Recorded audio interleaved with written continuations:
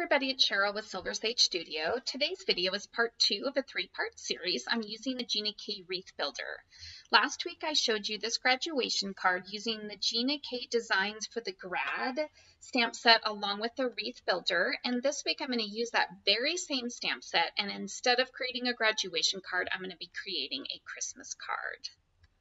Hey everybody, I'm back to do another tutorial on the Gina K Wreath Builder stamp template, if you will.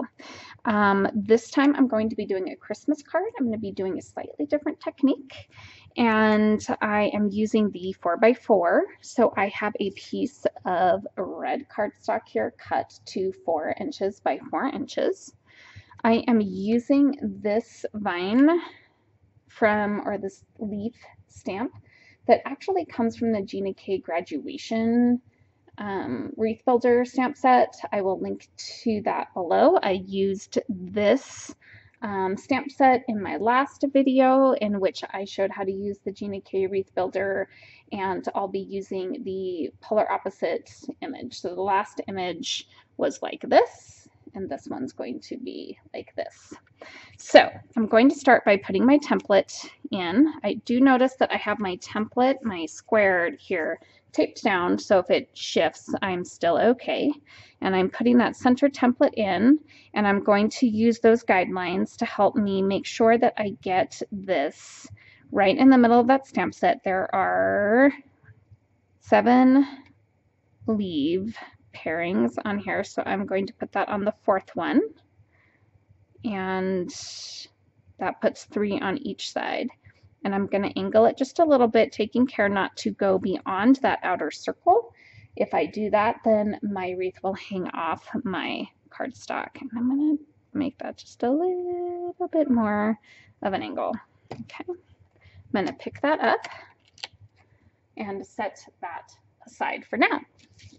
So now I'm going to put my cardstock in. And I am going to be doing this in stages. So I'll be using Versamark ink. I'll be stamping with that. I am also using Perfect Pearls in Confetti White. And I also have a soft paintbrush here that I'll be using to brush on the Perfect Pearls. It really needs to be a soft paintbrush, otherwise it's going to scratch some of that Versamark ink off. So let's get started. I'm going to do 3 stamps, and then I'm going to brush on my Perfect Pearls, and then I'm going to do 3 more and brush on my Perfect Pearls, and then 2 more.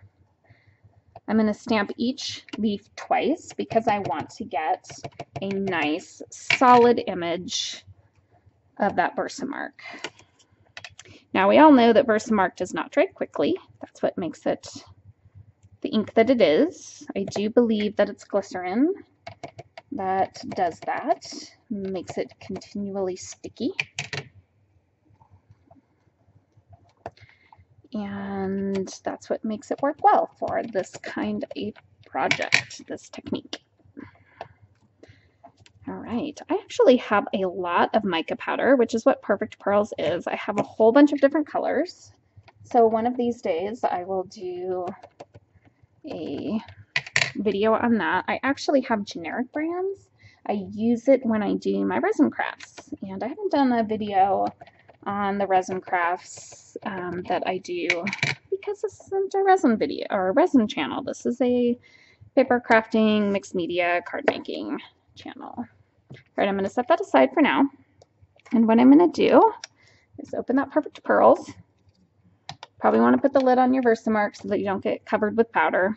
I'm just going to pick up a little bit of that Perfect Pearls, and I'm going to rub it over that Versamark. And because the Versamark ink is sticky, it will pick up that mica powder and hold on to it. And what I really like about this particular mica powder for this project is that although it's white, when you put it on a dark cardstock like this, it ends up looking silver, which I really like for Christmas.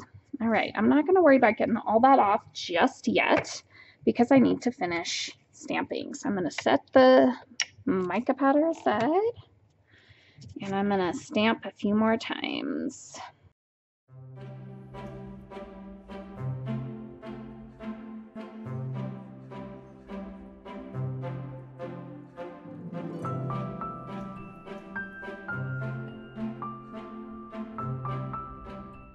now I'm going to start by taking my cloth here that is a lint-free cloth and just gently rub that off. And I will probably want to throw this in the wash when I'm done, A, because it needs it, clearly, and B, because otherwise I'm probably going to be getting mica powder everywhere. Now I was going to take my Swiffer cloth, let's see what happens here. That's not really helping a whole lot. That cloth did really well, actually, in getting that off. And more will come off where there's not the Versamark ink over time as I'm working. So I'm going to use this Swiffer cloth. This is great, by the way, to use for glitter, mica powder, embossing powder, picks all that stuff up. And I got this tip from Jennifer McGuire. She takes them and cuts them into smaller pieces. And that way you're not wasting the whole cloth. Okay, so I'm back. And I have some of this really fantastic metallic paper. It is one of my favorite papers. It's from Ideology by Tim Holtz, and it's got both a gold and a silver in it. And I use this cardstock all the time. I really love it. And I've got two different dies that I'm going to be using. I'm going to cut out this Joy. This is a Simon Says Stamp die set. It's got 3 different Joy word sets, and then it's got a whole bunch of different Joy stamps that coordinate with it. And I've got this stamp set from Paper Tray Ink, and it's got these dangling stars, which I think would be really pretty for a Christmas card, but I'm going to take this element down here that's a bunch of smaller stars, and I'm going to cut those out as extra embellishments for my card. So I'm going to go head over to my die cutting machine, and I'll be back. I have here my cardstock that I stamped. I have my Joy die, and I have some of those tiny little stars cut out. So I'm going to go ahead and glue this Joy down using Tombow Mono multi glue, and I'm going to glue it down at a bit of an rakish angle, you might say. Whoops.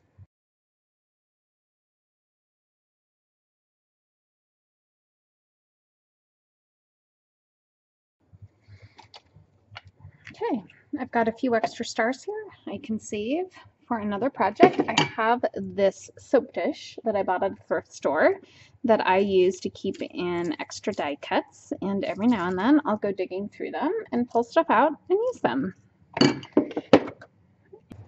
Okay, so I took some of that silver cardstock and I cut it down to 4 1/4 by 4 1/4.